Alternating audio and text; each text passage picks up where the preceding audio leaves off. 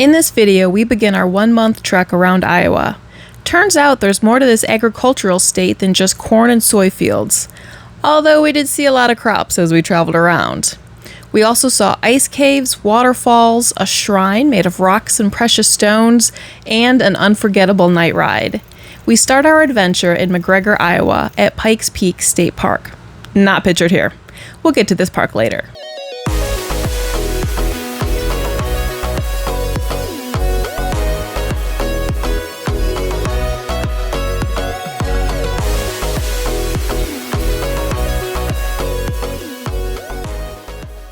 We had 9 new states to visit for season 4. And here's number 9, Iowa. Finally gonna fill in that gap. Here we go. Wow, 40 states in 3 years. It's impressive. We've made our first stop in Iowa. We're at Pikes Peak State Park. And there's about 11 miles of trails throughout the park. We haven't done a lot there. Technically, right this second, we're not at Pikes Peak.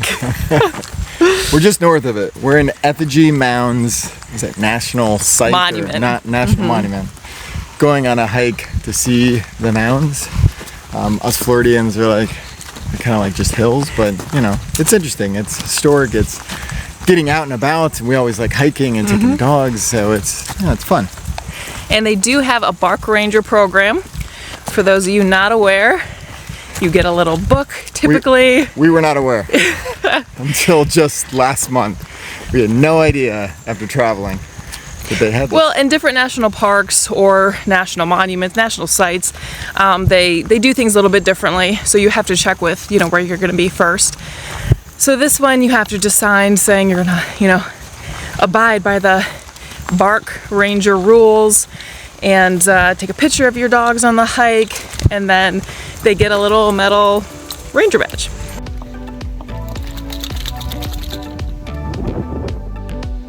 When we got back to Pikes Peak State Park, we took the dogs for a hike to Bridal Veil Falls. It's only a half mile along a boardwalk.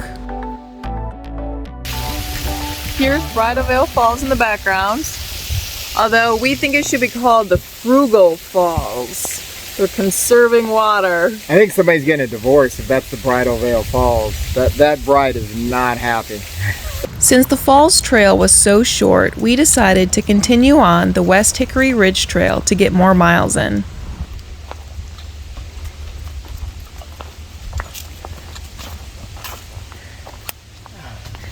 Wow. That's kind of cool. I love how you've decorated the place. Right? I mean, disregard the cobwebs. But otherwise, it's looking pretty good. And it's gonna hold for the winter. It's very light and airy. Very airy. I have a couple windows above us and around us and in front of us and behind us. So you can see what's coming. Pretty impressive. Come out of our humble abode. Iowa is full of parks and hiking. No matter where we traveled, it seemed like there was always a park or two right around the corner. When we visited Pulpit Rock Campground, we discovered Dunning's Spring Park and Waterfall just down the road. A short trip from the parking lot gets you right up close to these falls. If you look closely at the Stone Arch Bridge, you'll see the incredible craftsmanship and detail put into the structure.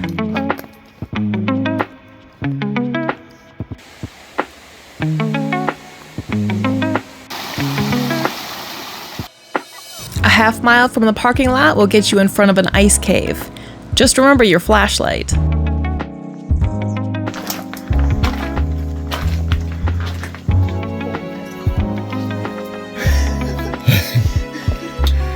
Well, Coming to you from Decorah, Iowa, by the way. we're in the middle of a cave. It's the ice cave that's in, Decorah, Iowa. In Dunham's Spring Park. It's like half a mile walk to get down here, and it's kind of cool. No, it's literally cool. So if it's warm outside, this is the place to be. Just suck it up, do the half a mile hike. It's down a road that's closed, and come in the cave. You're like even doing little like hand shadow things puppets back, and shadow puppets back here. Woo, woo. Oh, you hit me. I was like, His sunglasses hit me. But this is really cool in here. There's like little sparkly things. I guess there's like thick layers of ice that form on here during the wintertime where it's like 8 to 10 inches thick. So the walls are thin. I can't imagine the 8 to 10 inches of thickness of the ice and the temperature. If it's that cold right now, Yeah. pretty cold there. I feel like we need to be talking about like a ghost story or something like that. Okay. Well, we don't have time for that because we still have to go grocery shopping. We have to go hike around the campground we're at, which is Pulpit Rock. Pulpit Rock. We just came from Pikes Peak, so that's what's in my head. And then it's like, no, we're now at Pulpit Rock. So, yeah. All right, we got to get out of this cave. Good luck. Wow. It's really crazy. This isn't what I expected. I didn't expect this like chilly little cave and how shiny some of these spots are. Yeah. I mean, it's wet, obviously, But up here, like that's a shiny little spot up there. Definitely looks like there's some shiny. See all that back there?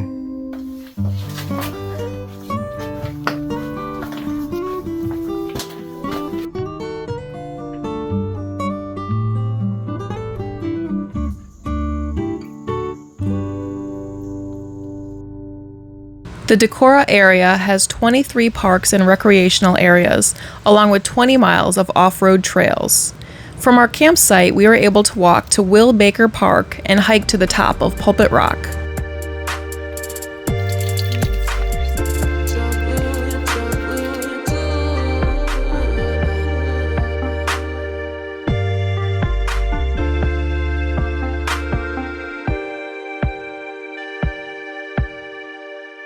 Our next stop in Iowa is West Bend. Here we visit Shrine of the Grotto of the Redemption. It's a lot to say and a lot to look at. It's often called the eighth wonder of the world. It's the largest man-made grotto in the world. It also houses the largest collection of precious stones and gems in a single area. It actually has 9 grottos as part of the shrine. For those of you who are wondering, what is a grotto? It's a natural or artificial cave or cavern used by humans. Modern grottos often are for ornamental and devotional purposes. The nice thing about this grotto is that it's free to visit. Donations are appreciated, and the recommended amount is $20.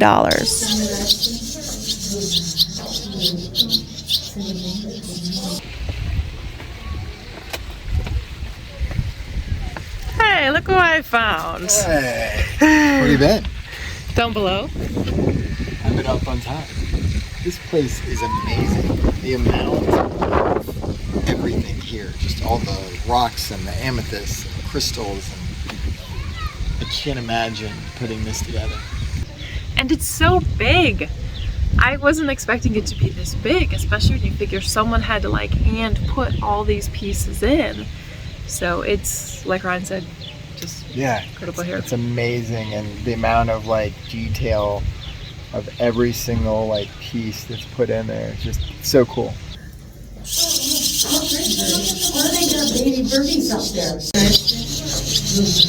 The grotto has a campground with 53 electric-only sites. It's $20 per night and includes a water fill station and a dump. Passport America members can stay up to 2 nights for only $10 per night.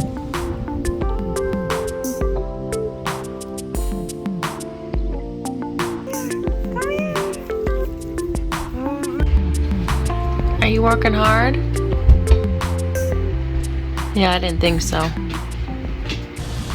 We went to a farmer's market in Decorah, Iowa, and it was pretty impressive because they had everything from organic produce to wine, gluten-free bread, these spicy sauces and jams and stuff.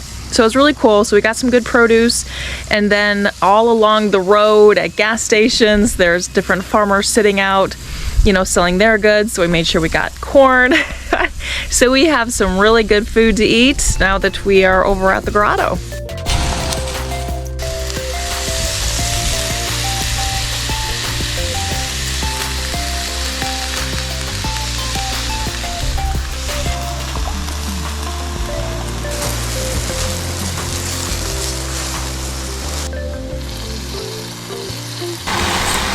We talked to one of the guys at the stand, and we found these little peppers. And we're like, well, how do you cook them? Because it was something that we hadn't seen before. And he said, just get your grill or your whatever you're cooking with inside, get it nice and hot, drop them on, a little bit of oil and salt, and you're good to go. Go hot. Not spicy hot, but temperature hot, yes. But they're really good. Pretty good. Salt, that's it. Simple.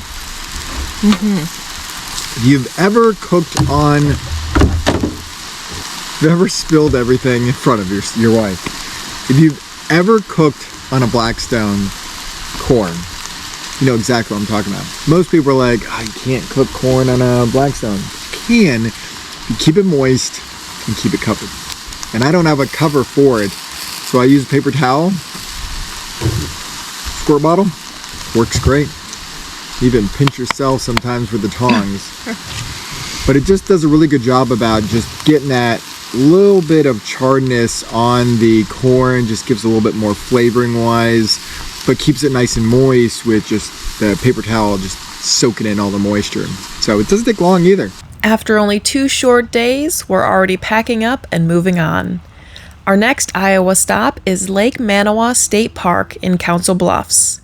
We backed Misbehavin' right up along the water and settled into our next campsite. This is one of Iowa's most popular state parks. By looking at pictures and video, you can see why. Whether you drop your boat in the lake or simply enjoy the beautiful sunsets from the shore, this park is about as serene as they get. All this sitting around is making us a little squirrely though. Time to head into town and get into some trouble. We're in Squirrel Cage Jail. This is actually just outside Omaha, Nebraska in Council Bluffs.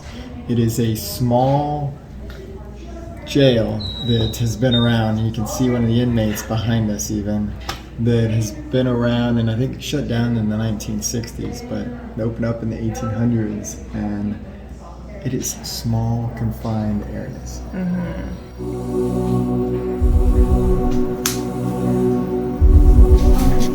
Yeah, it is very tight. Yeah. It's tight squeeze. Looks like this is how the whole thing moved. It's a whole gear mechanism. This whole jail will turn around. Oh yeah, there's no toilet. No toilet? There's no toilet.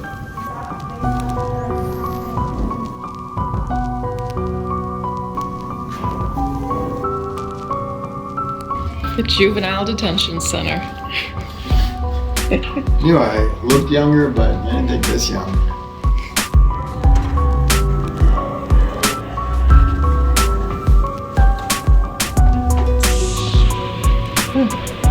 Oh, nothing in there.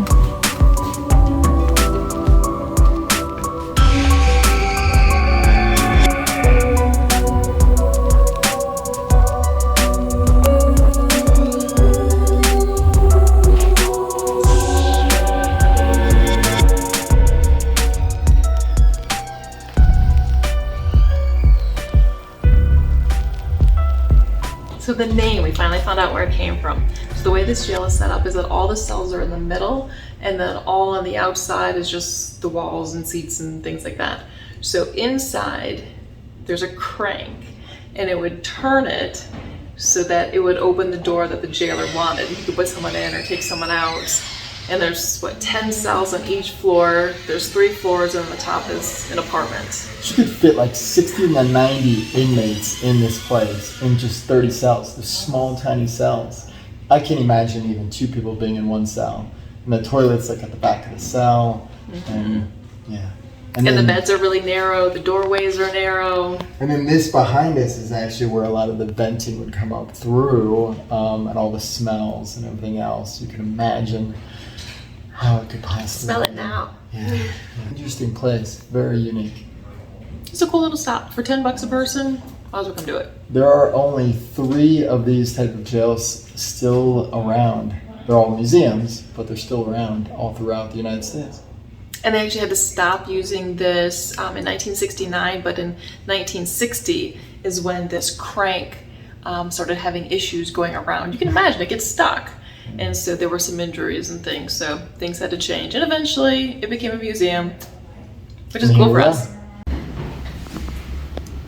I need some food, please. This is disgusting. We're trying to find Ryan in solitary confinement. This is crazy. I can't even put my head up. Like, I literally can turn around. So they said that most of the time you're in here for about 30 minutes to an hour if you don't behave. But there's actually one inmate that was here for 10 days. And you're given like a bucket to go to the bathroom, which I can't even squat. So I don't even know how I go to the bathroom. Like, I'd be going to the bathroom like out there. I'd probably stay in here longer for doing that too. I don't know how. That's crazy. That's the smallest solitary confinement I think I've ever seen. Stepping out. That's crazy. Wow. Now we have to get back out.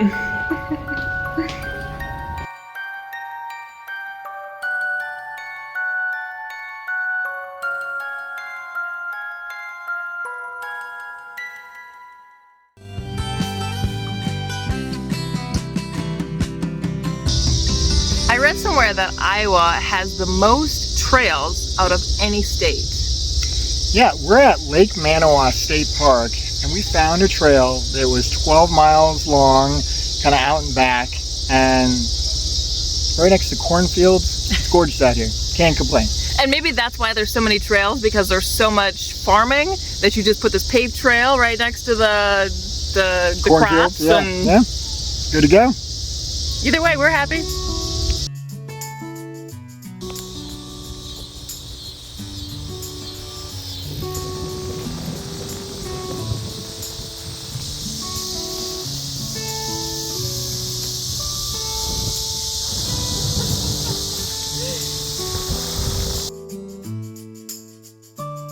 Our final stop for this week's video is Ledges State Park in Madrid, Iowa.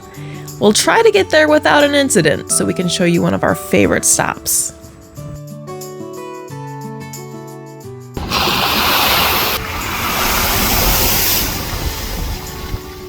Nothing like a good bicycle ride in the evening just to kind of get you refreshed and end the day. But keep your mouth closed because the bugs are out and they do aim right for your mouth.